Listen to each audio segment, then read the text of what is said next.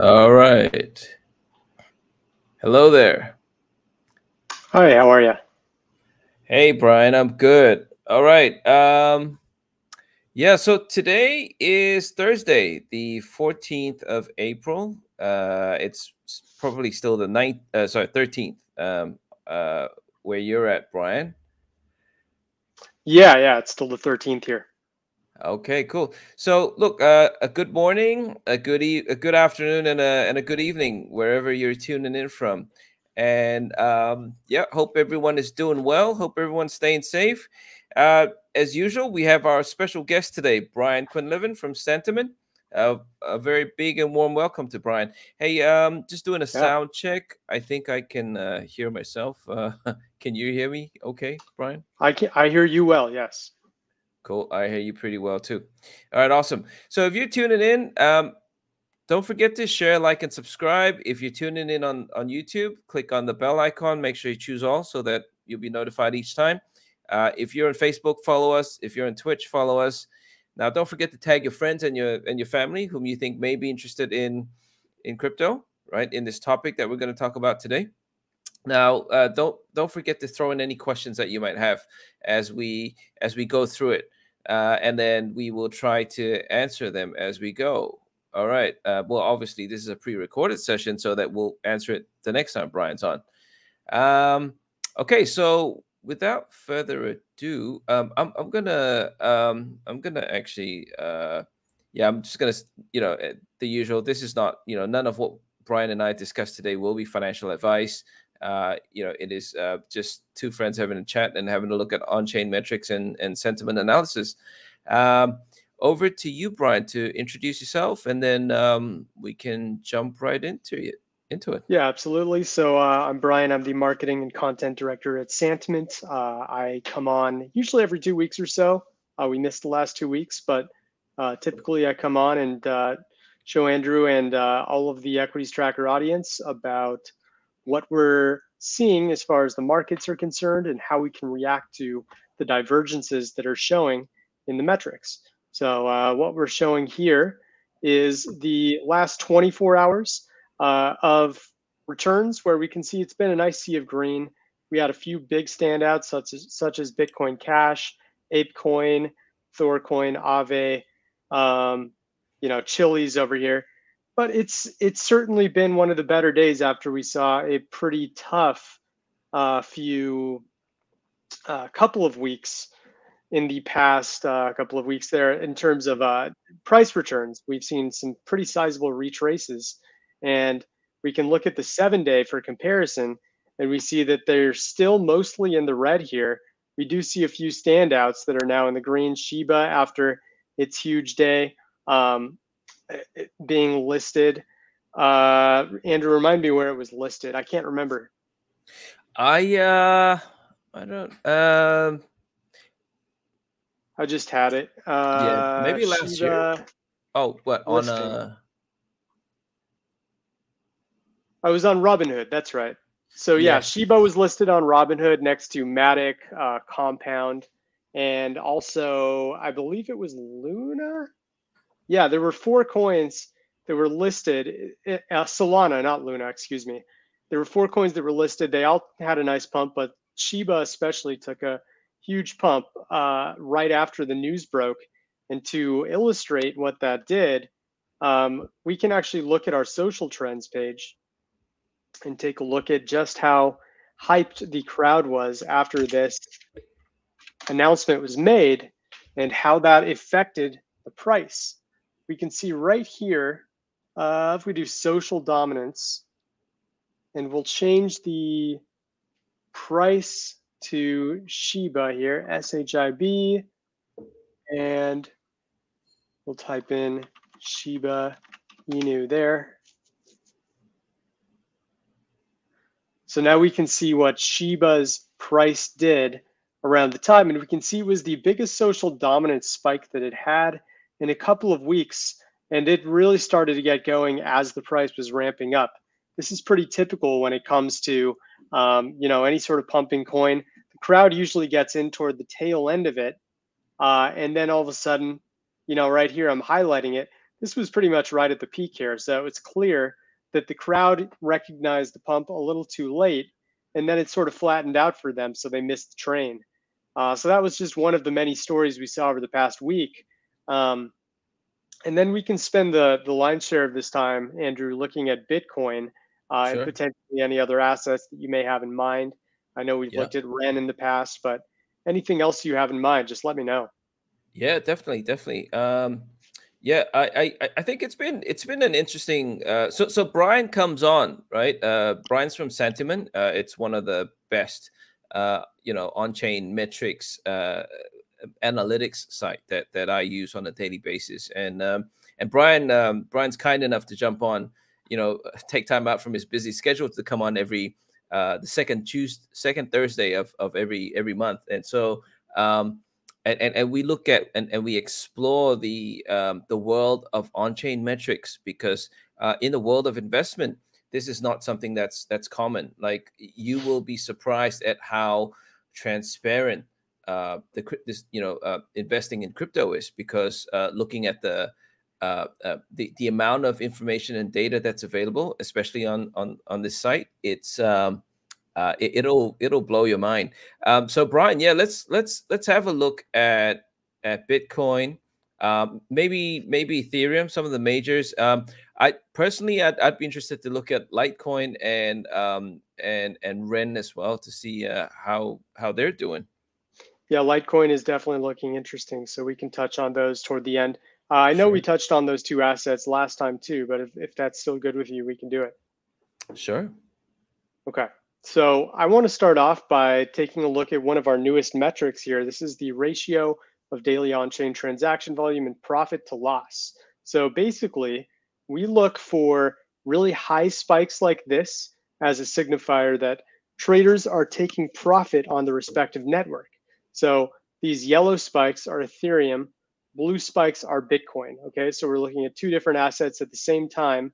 If they're in negative territory, that means capitulation is happening and traders are selling their coins while the coins are at a loss. So we calculate what price those coins were at the time they entered that address, and what time they're at as they're exiting.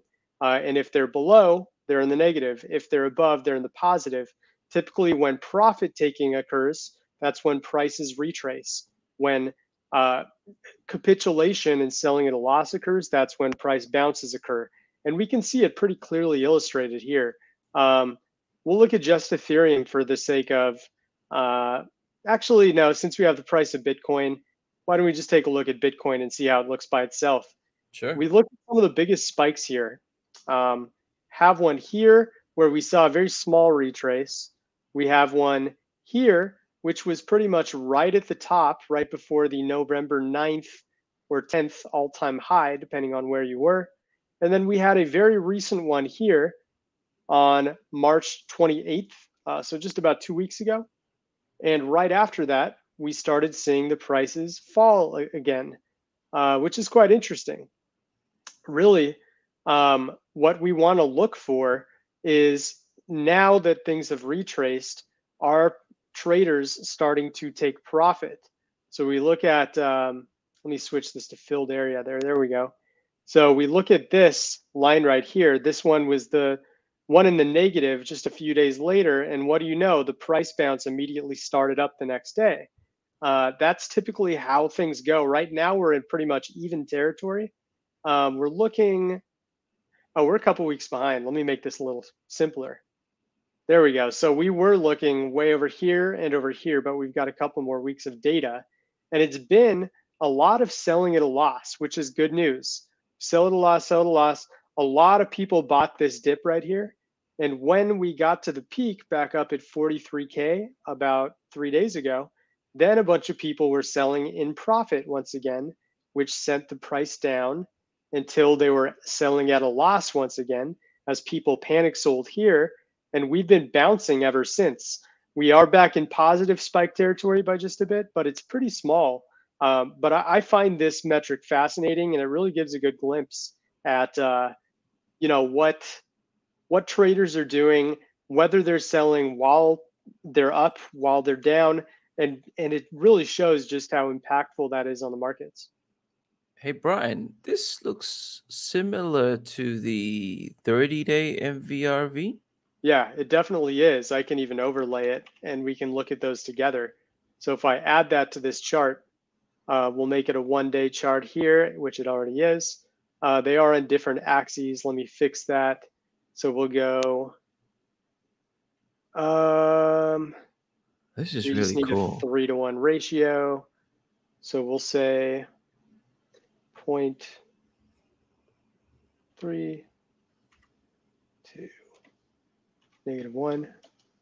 It's not going to work. I'll just do it on its own and get rid of the min and max. But yeah, overall, you're absolutely right. When things are positive like this, you tend to see corrections. When you see things get very negative, that's when the bounces occur. Especially if you see like anything on the 30-day MVRV, something that might be above plus 15%, right around here. And then anything below 15%, which would be right around here. Try that again.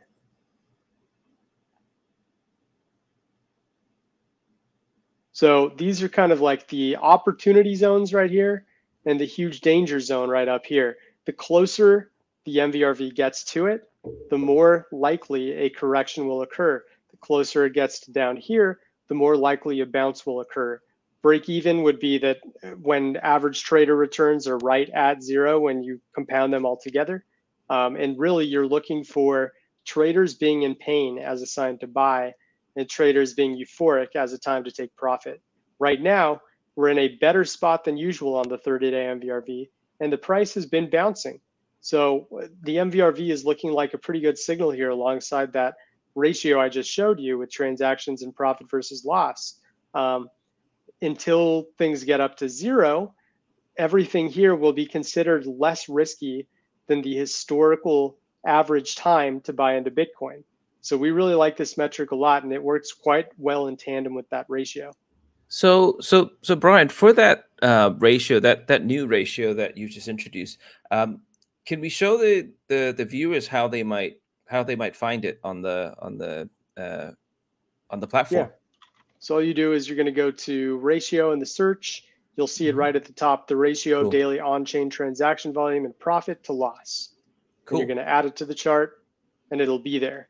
Now I made a special axis so that I could see the lines below 1. If you look at the top left of my screen, see how the numbers are fluctuating below and above a 1. What I did here is I made the chart style a filled area. Filled area allows you to see both the positive and the negative. And then for the axis, I put a maximum of about 3 and a minimum of 1. And that allows me to clearly see when the negatives are occurring. Okay, cool. But yeah, it's right there at the top. Just type in ratio and you'll see it pop up. Most of the assets, if they're a top asset or an ERC20, you should have access to that ratio. And it's been a really, really awesome one. We're working on a Sandsheets model too, so we can see how the ratios are looking for a lot of them at the same time. That's going to be really exciting. I'm looking forward to it. That's awesome. Absolutely. So let's take a look at some of the other metrics that are going on with Bitcoin right now and see what we've been uncovering as of late.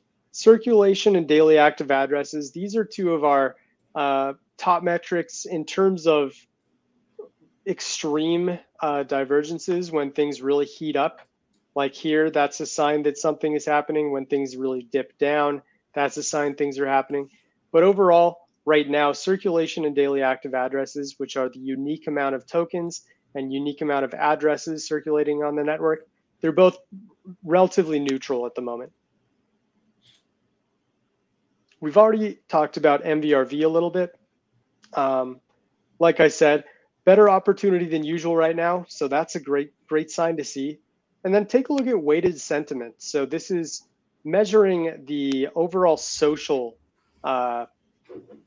sentiment that's going on the Twitter and Reddit, Telegram, and Discord channels right now that we have public access to.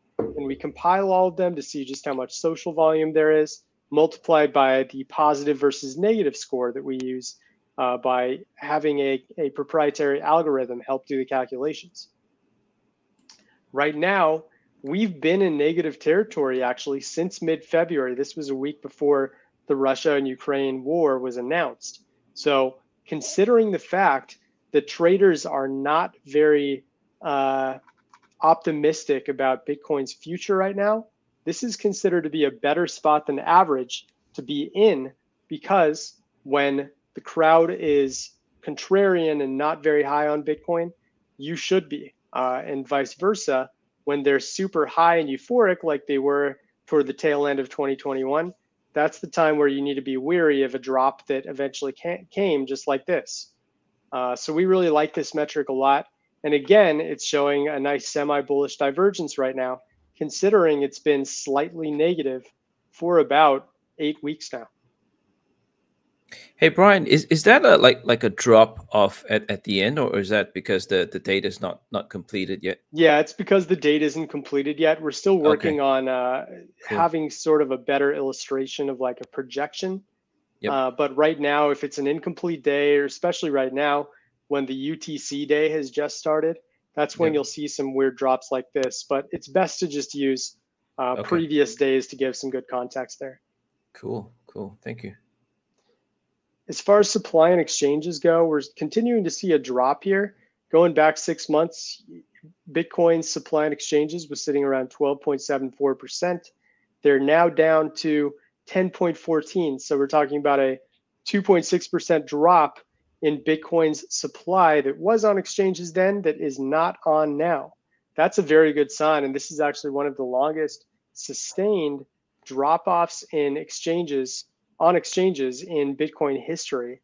If I go back 5 years, we can see just how long of a stretch it's been after things were really rising here, even before the initial, or at least the bull run that many people, including myself, started to learn about crypto happened back in 2017. The amount of supply and exchanges was actually rising quite rapidly. Huge rise in November as the bear market was really starting to peak. And then it continued a rise all the way up until early 2020. And pretty much for the last 26 months or so, we've seen a steady decline of Bitcoin on exchanges. And that's generally a good sign for crypto or whatever asset you're looking at, because it implies there's less risk of a future sell-off that can happen. So considering how far things have dropped off and how much less Bitcoin is at risk of being sold off in waves at any given moment, that's a pretty nice sign here as well. Nice. Now, going back to another metric that we really focus in on when we're trying to figure out where prices will go next, let's take a look at the amount held by addresses with between 100 to 10,000 Bitcoin in them. We see that these whales at their peak were holding about 49.5% back on October 24th, 25th. After a nice rise the last 4 days or so, we're up to 48.19, but it's still a far cry from where we were here. And, 1 to 2% may not sound like a lot, but it actually is when it comes to whale holdings. We've clearly seen evidence that the amount held by this particular group of addresses plays a major role in where prices will go next. And this is probably one of the most bearish signals we have, considering we really haven't seen a sustained drop-off like this in quite some time. Probably the last time we did was December 2018 all the way until July 2019, where we did get a dip for a while. It was flat. This is kind of the end of the bear market. And then they really started accumulating after the final dip that occurred after prices really started to rebound and go back above, I think, 13,000 or so at the peak. But all things considered, we're still looking to be coming down right now in terms of this amount of supply held by whales. And until this changes, we have to be a bit cautious, despite the optimism we see from the other metrics we've looked at thus far. Now, on a similar note, we have whale transactions. And whale transactions, we're really starting to find a lot more alpha in as of late. If we look at just the last month and we look at, we'll call it 4-hour intervals, we can see some pretty interesting things pop up here. For starters, when the biggest spikes occur, just as we see with some other metrics, that tends to be when corrections occur. We saw one of the largest spikes here, prices dropped. One of the largest spikes here, prices dropped. After this dip occurred, notice how whale transactions began to rise again. That was accumulation for sure. And we saw that matching on that whale supply chart that we just looked at, where they were starting to accumulate once again. We'll see if this trend continues, but it is a good sign that we're seeing a few spikes like this with almost 3,000, $100,000 or more transactions occurring in a given 4-hour time interval. So whale transactions is something we can check out for Ren and Litecoin toward the end of the call too, Andrew. Sure. Looking forward to it. And let's see. We can also take a look at social dominance, which is interesting. Let's zoom this out to the daily view. And we'll zoom out to the last year. And Bitcoin is obviously an asset where we always want to see a fair amount of discussion revolving around.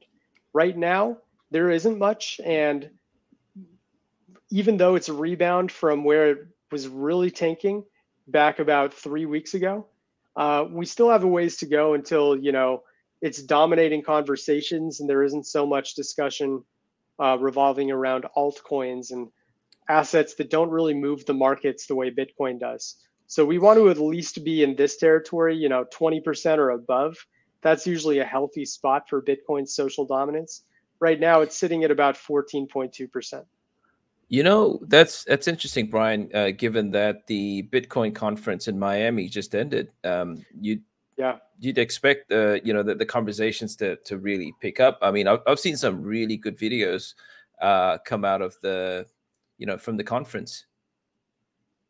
Yeah, it's interesting to see because we sometimes assume that there's going to be a huge uptick because of the conference going on. But the reality is the majority of Bitcoin traders may not even know about it and may not even have much hype. Or there's just, an altcoin pump going on at the same time that takes away the attention from Bitcoin. So there's many reasons that things don't spike up quite as much as they do. But it usually takes a little bit of time. Like I think this spike, because it was on the 11th, right, or the 12th, just a couple of days ago, that's usually when you'll see a little bit of a climb, but you certainly won't see, just a massive jump all the way to 30% plus in the course of a day, all because of a conference that was already anticipated. Usually the events that really trigger a lot of conversation are ones that came out of left field and caught people off guard, and suddenly everyone is breaking news as it happened. But because the news of the conference was already happening, the interest was already baked in a little bit, so to speak. Yeah. Okay. Cool.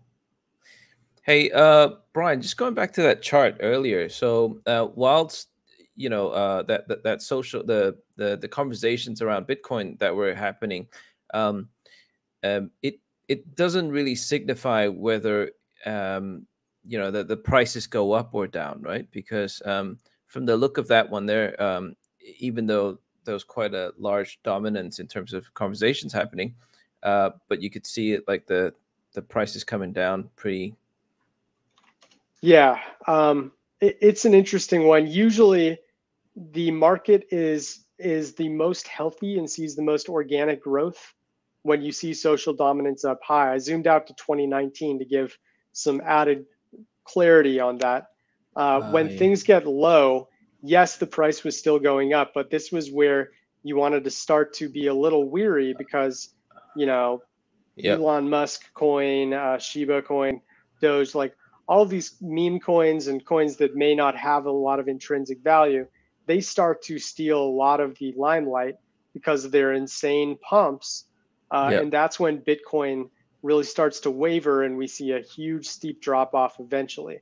So this is Gotcha. much more of a macro long-term indicator than something Cool. like MVRV or the ratio of transactions and profit versus loss, that kind of thing.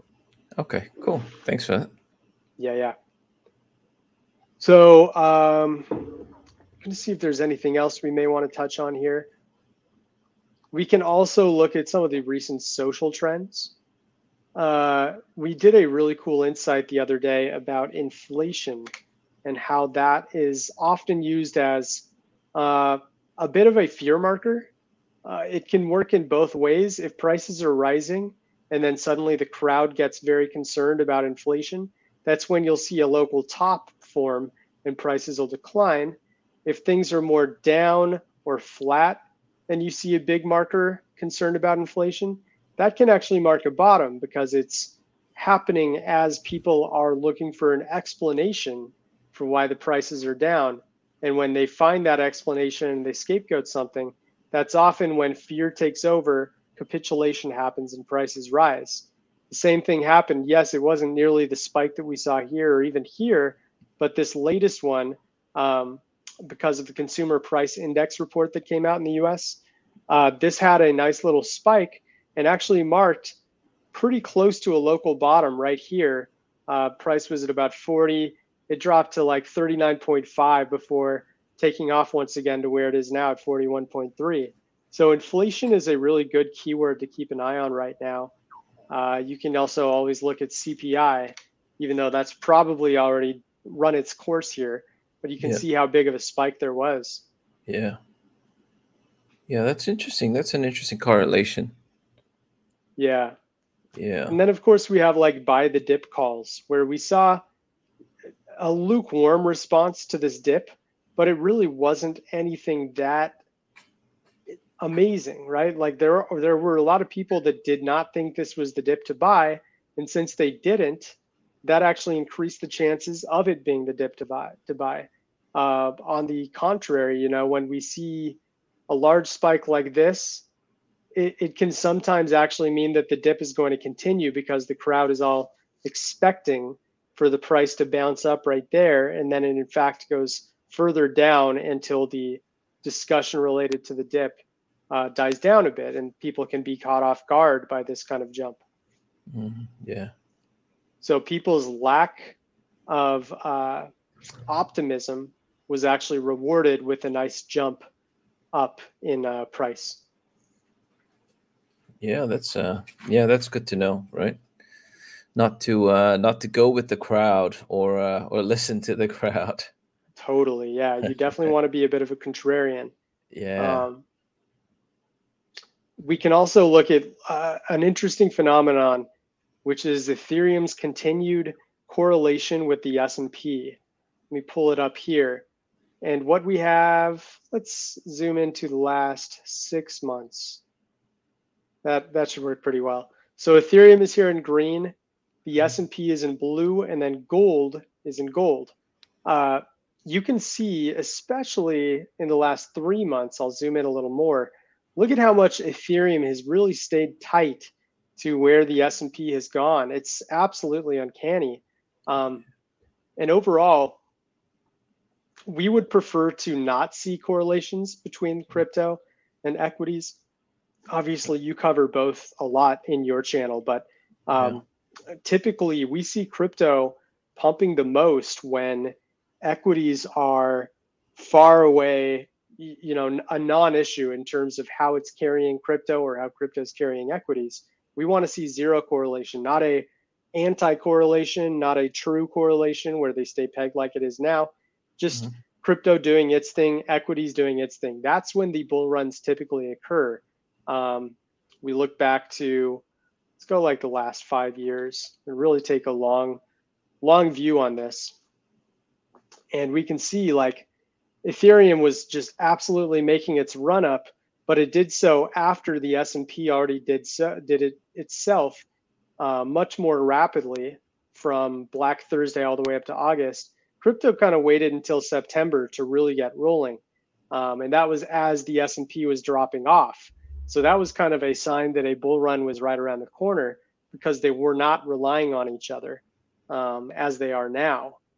We can also see, like right here, the S&P was going up, crypto was going down. That was a time where they were like on an inverse correlation to each other. But eventually, things kind of just move in their own directions, and that's when we see the best results from crypto. Yeah, it's interesting. Do you think the reason behind the close correlation is because, in the last 24 months you have, Wall Street guys or Yes. come into the crypto space? Yeah, I think that's absolutely the reason. There's a lot more retail trading going on than there used to be. Many more people who overlap their trading between crypto and equities compared to 2017 and early 2018, that last huge bull run, Yep. where it was just all crypto for Yeah. the most part compared to now. So it's a big difference. Yeah. It's interesting to watch the market evolve. Yeah.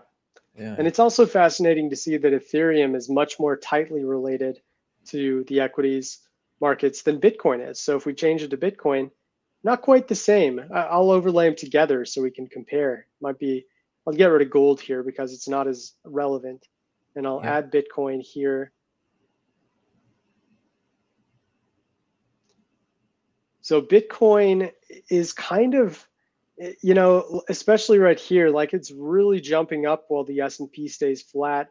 It was going down a lot more when the S&P was going up. So in short, like Ethereum is just like on a percentage basis staying much tighter to what's going on with Bitcoin, with the equities markets right now. And until that changes, here's a really clear example. Ethereum is like right on that line, whereas Yeah. Bitcoin is in a much different spot. Until that changes, it appears as though there's a bit of like a shift in, Wall Street trader interest, where they're much more in tune with what's happening with Ethereum compared to Bitcoin, and that can have some interesting results in the future. Yeah. I'm just on the back of my mind, I'm just thinking whether or not it's because of, crypto influences like guys like Raoul Pal and Mm-hmm. Mike Novogratz, and because they have taken a stance. For example, Raoul's taken a stance, a very large position on Ethereum over Bitcoin, and I wonder whether he's had an influence on the Wall Street guys who have who listen to his podcast and stuff, and Right. then get influenced by that. Yeah. Yeah, there's a lot of reasons, I'm sure. I mean, more and more people who are coming in are coming from the equities markets. It's people with money as opposed to, the early 20s crowd that came in 2017, where it was much more just speculation. Now it's Yep. kind of like crypto is a thing and it's going to be here for a long time. So much more established traders who are used to making money are now trusting crypto, whereas they didn't during that 2017 and 18 run up. Yeah, that's interesting. Very interesting to watch it evolve. Yeah. And we can also look at another thing that I've been keeping an eye on, which would be development activity. We talk a little bit about altcoins, and we transfer over to a discussion about them for the last 15 minutes here. I have a hard stop at about 15 after the hour, Andrew. So I'll try to Sure. keep this part brief, and then we can look at Litecoin and Ren really quick. Okay. So if we look at development activity, what we're doing is we're checking out the total amount of notable submissions on the asset's respective GitHub to see just how active their team is being and how much they're trying to innovate and improve the project. Now, we have a good article that was written a couple of years ago about how we track and why it's so important. And we found that there are three real key ingredients if a project is showing an increasing or high amount of development activity. They either believe the project will be successful, it means the project is shipping more features, or there's much less probability that it's just an exit scam. So if we look at something like, I don't want to name any projects actually, but there's plenty of projects with very, very little development activity that you guys can check out on our platform. And it will be basically a validation that you're in a very shaky asset that at any given time might fall off a cliff. And you want to, of course, avoid that. And the best way to avoid it is to ensure that you're looking at development activity,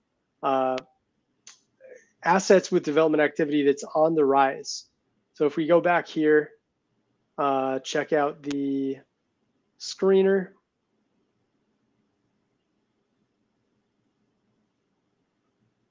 And we again sort by development activity. Let's take a look at some of the top projects. Uniswap is absolutely dominating. It's getting about 1,350 notable GitHub assets per day. And this excludes things like a simple Slack message or routine update that is expected every day. We filter those out to make sure it's only things that actually matter to an asset's improvement over time. So Uniswap, huge development activity. Coming up in second is Solana, which is at about 400 development activity submissions a day. Status, which many people may not know about, it's 256th market cap asset, and by far the lowest market cap asset within our top 15 here. That's the third most developed. Polkadot, Kusama rounding out the top 5. We also have Filecoin. For a while, Cardano was in the top 3. It's now down to 7th. Ethereum, it was up in the top 5 for a long time, but it fell out recently. It doesn't mean that the development is any less than it used to be. It simply means these assets are getting more and more development activity per day. And then Chainlink, a very popular asset in the social crowd. IOTA, Cosmos, Gnosis, Elrond, Decentraland, and Internet Computer round out the top 15. So if any of those projects are ones you guys have been keeping an eye on, this is a welcome sign to see that they are getting plenty of innovation and attempted improvement from their corresponding teams. Cool. Nice. All right, so we'll take the last 10 minutes here and check out what's going on with Litecoin and Ren here and see what we can gather. I want to take a quick look at Litecoin's ratio of profit to loss to lead things off. So not too much special going on. We do see a bit of a spike here in our most recent day. It may not be the most notable one, but it's something. We see the big one that happened here right before its huge local top in November, another one here right at a local top. And then we started seeing some that indicated a bottom was forming down here. So this one coming up right after prices were suppressed, that would tell us that whales are accumulating, not dumping.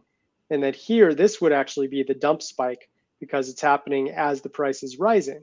So those were very good alpha. Another accumulation one here, while prices stayed flat for quite a while afterwards. And then a few decently high-end spikes here, but not a lot of a reaction to it yet.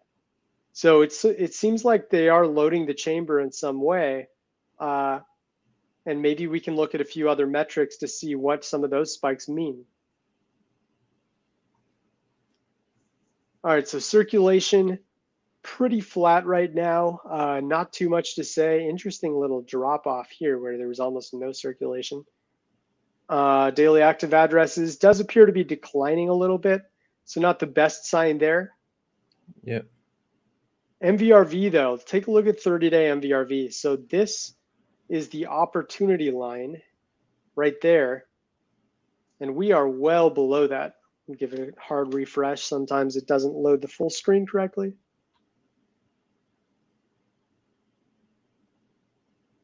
There we go. So ever since April 5th, we have been in an opportunity zone for Litecoin. And that's a very solid sign for its future, considering this is the lowest it's been in the past 6 months. We could even zoom out to the last year, see how long it's been. Wow.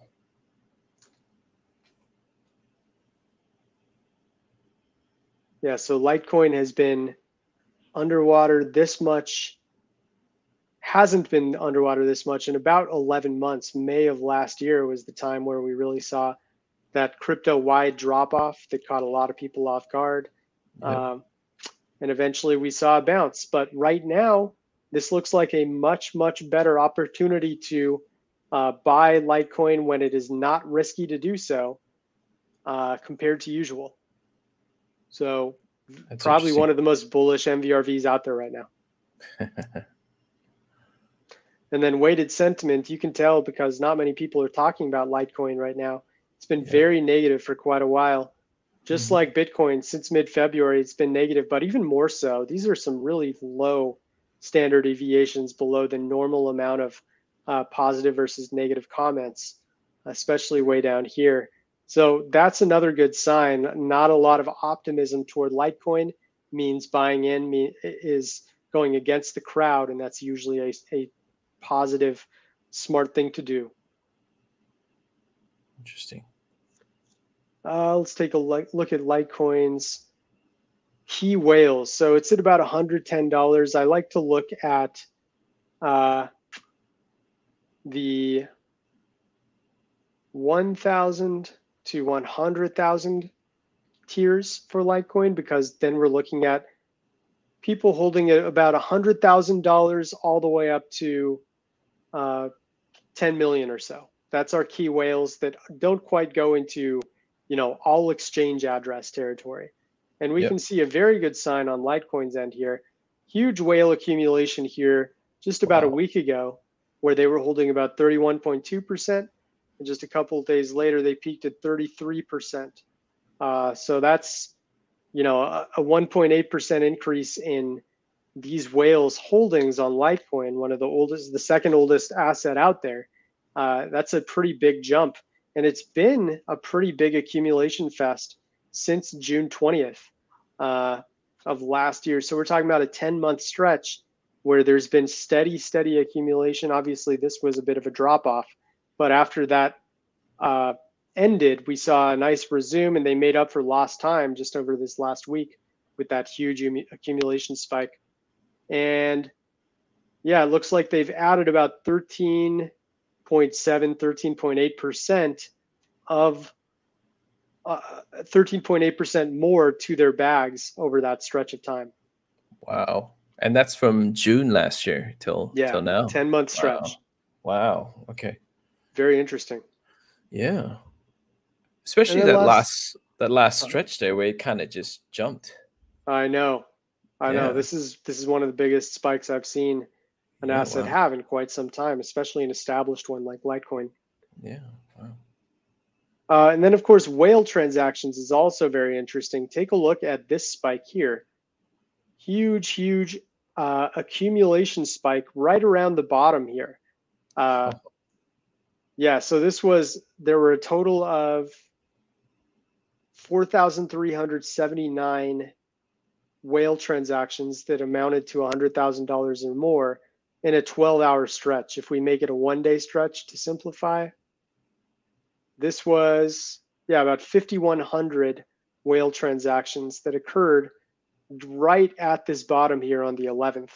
And what do you know? The price has been rising ever since, but it still looks to be very early, assuming that this metric doesn't turn things around and we see a dump spike like we saw here. This was a dump spike. This was a dump spike. Even this we could call a mini dump spike here. Pretty much all of the big spikes, you see some sort of price direction change, which is why this metric is so valuable. Look at all the ones that occurred right at the local top back in May, right before the drop off. So many people clearly knew this was coming.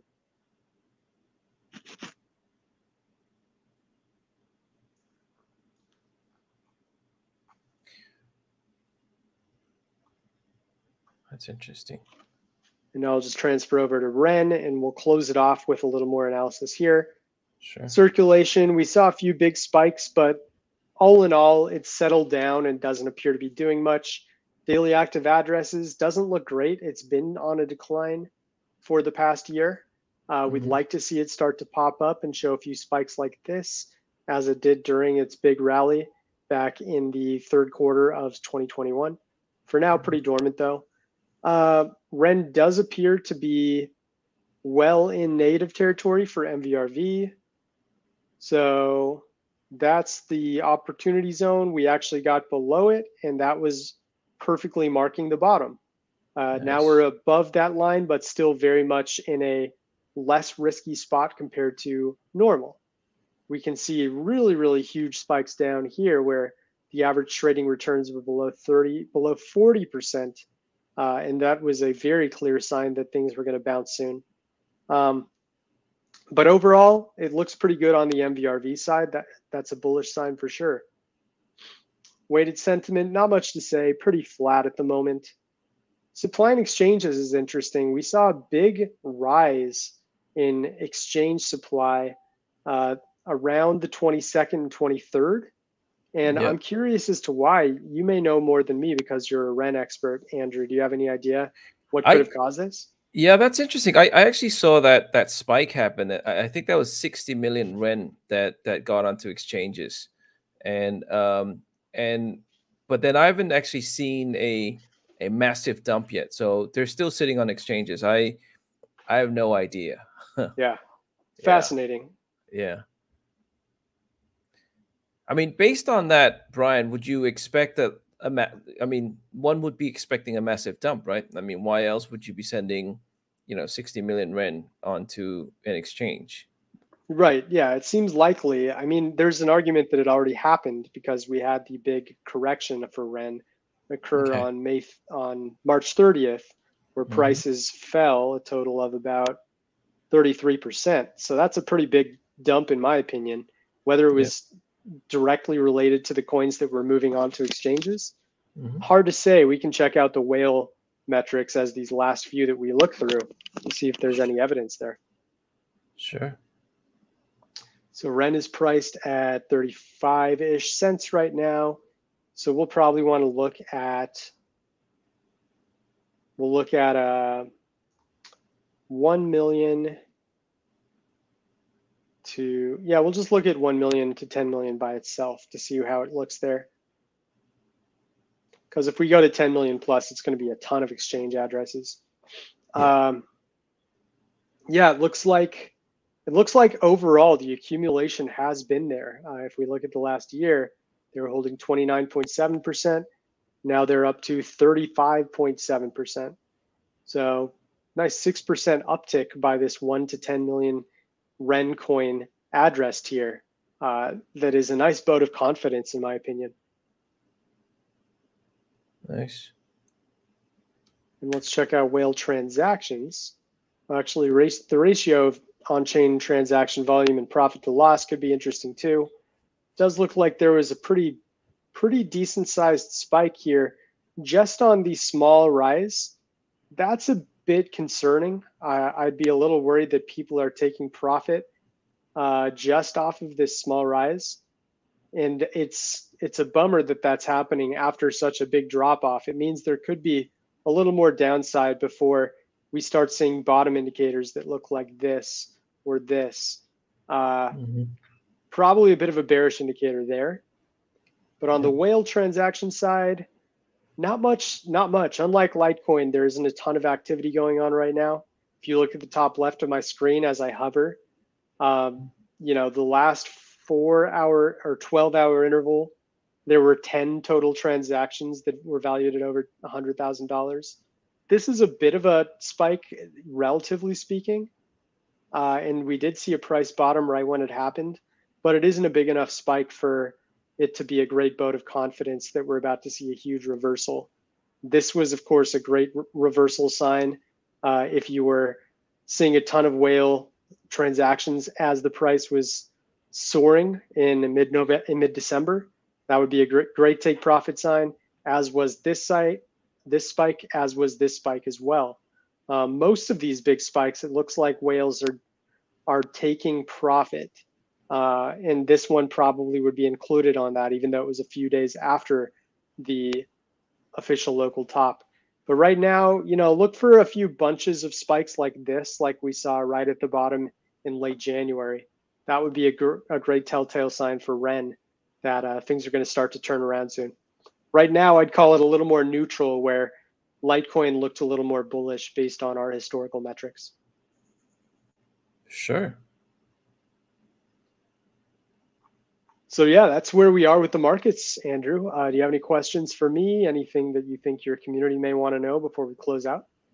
Yeah, no, thanks. Thanks again for coming on, Brian. I just want to reiterate how, what a transparent market that crypto is, and as an asset class, you don't see this amount of transparency in capital markets, in stocks, right? So this is just amazing. I mean, once you study, you spend that 100 hours, figuring out what each of the metrics could mean, and then you start, looking at it together. I think that's when things start to, that aha moment, right? That's that light bulb moment, and it's just definitely one of the best platforms out there. Anything that you'd like to say, Brian, before we finish it up? No, I just hope you're all staying patient out there with the markets. It's been wobbly as of late. Bitcoin being at 48K a couple weeks ago, now back down at 41, even getting as low as 38.5. So it's, if you're trying to trade every small peak and valley, just be careful out there, because it's pretty unpredictable, even with all these metrics. We're trying to look at things that are a little more macro right now. And it's all about trying to keep a level head and understanding that if you're one of many people who is bearish on Bitcoin or the crypto markets in general, that may not be such a good sign that your opinion is correct. You want to try to be a little bit counter to what the crowd is believing. And right now the crowd believes that the price is going to go down, and that's why we're a little more optimistic here at Santiment. Thanks for the wise words, Brian. Definitely, it definitely pays to be a contrarian. I mean, going with the crowd always feels safer, and it takes a lot of courage to break it down, like into data, and then letting the data tell the story, and then you making a decision based on that. So yeah, totally well said. Yeah. So hey, Brian, thank you again for coming on. Looking forward to our next session, which is the second Thursday of next month. Hope you've been keeping well. We didn't get to exchange pleasantries when we when we jumped on. We went straight into it. Hope you've been well, and things have been going well on your end. Yeah, things are all great, and I really hope everything is good on your end as well, Andrew. Yeah, no, but it's been yes, been busy, been very busy. And yeah, okay. So I guess we this is where we say goodbye. And thank you for your time, Brian. I hope you have a nice evening. Dinner time now. Absolutely. Yeah, I'm gonna go grab some dinner. Don't forget, guys, Equities Tracker. If you are purchasing the Pro or Pro Plus plan, you get 25% off your first month just by entering that code, Equities Tracker, all caps. And we would love to show you around. Let us know if you have any questions, and wish you all well. All right. Thank you, Brian. Thanks, Thanks, everyone. Andrew. Great chatting with you.